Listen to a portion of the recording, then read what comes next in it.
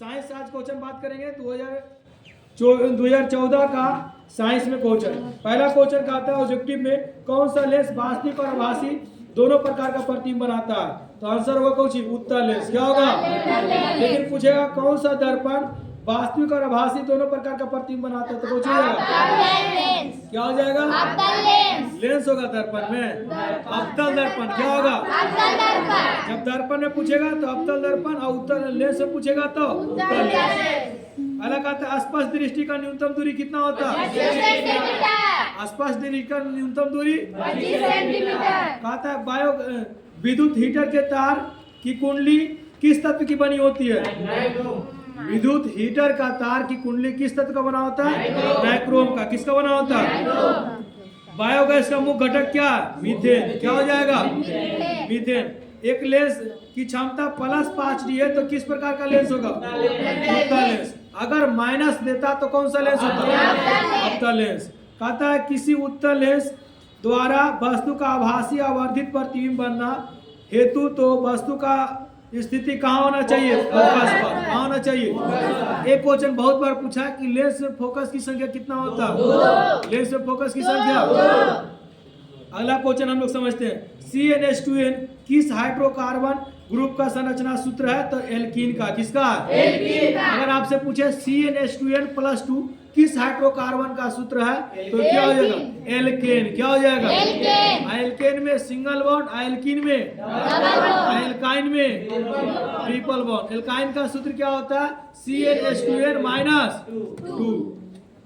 चलिए अब एक बात बोलता है अनुवांशिक का जनक कौन है? Gregor John Mendel. Gregor John Mendel. अगला क्वेश्चन ऑब्जेक्टिव में बात करेंगे बहुविकल्पीय प्रश्न समझेंगे। विद्युत चुंबक बनाने के लिए प्रायः किस पदार्थ के छड़ का उपयोग होता है? तो नरम लोहा। किस प्रकार का? किस प्रकार का?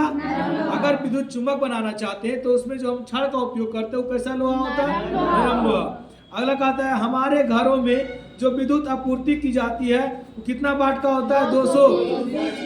220 वाट प्रतिवर्ती धारा। 220 वाट प्रतिवर्ती धारा। किस वस्तु का प्रतिबिंब आँख के जिस भाग पर बनता है वो क्या कहलाता है? रेटिना। क्या कहलाता है?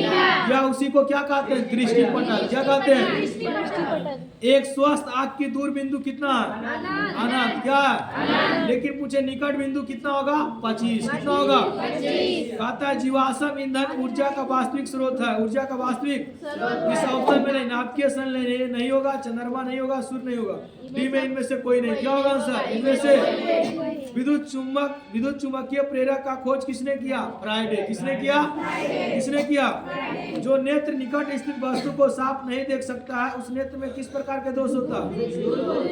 दूरदृष्टि। कहता है कि साग सब्जी को विघटित होकर कंपोस्ट बनाने की अभिक्रिया कौन सा उदाहरण है? उष्माक्षेपी। कौन सा हो जाएगा? उष्माक्षेपी। निम्नलिखित में से कौन सा विजातीय यौगिक है? चूना पत्थर, खड़िया, संगमरमर, plaster of Paris. Plaster of Paris. फिर देखिए पीएच मान से हर साल क्वेश्चन पूछता है तो आप ध्यान से समझिए। निम्नलिखित में से पीएच का कौन सा मान क्षारक विलयन का मान है? तो हम 7 से अधिक होगा जो क्षारक होगा तो ऑप्शन देखिए 2 होगा, 2 अम्लीय हो जाएगा, 6 होगा, 6 अम्लीय हो जाएगा, 7 उदासीन हो जाएगा, 13 कौची हो जाएगा? आंसर कौची होगा? कौन सा धातु कमरे के ताप पर द्रव होता है? ब्रोमीन। बोले अधातु तो ब्रोमीन। कौन सा धातु कमरे के ताप पर द्रव अवस्था? ब्रोमीन। लेकिन क्वेश्चन पूछे कौन सा धातु कमरे के ताप पर द्रव अवस्था में तो कुछ हो जाएगा? पारा। कुछ हो जाएगा? एक क्वेश्चन आप पूछता है पारा का एक्स क्या कहलाता है? सिनेवार। क्या कहलाता है? कहता है सीसा और टीन की मिश्र धातु को कहते हैं सोल्डर। क्या कहते हैं? सीसा और टीन के मिश्र धातु को क्या कहते हैं? ऑक्सीजन के 2 परमाणुओं में कितने अवंज होता है? लेकिन नाइट्रोजन के 2 परमाणुओं में कितना अवंज होगा? 3। कितना होगा? 3। और कार्बन में कार्बन के बीच 2 हो सकता है, 3 भी हो सकता है और 4 भी नहीं होगा। 2-3 बंधन तक होता है। ठीक है, चौथा में हाइड्रोजन भरते हैं।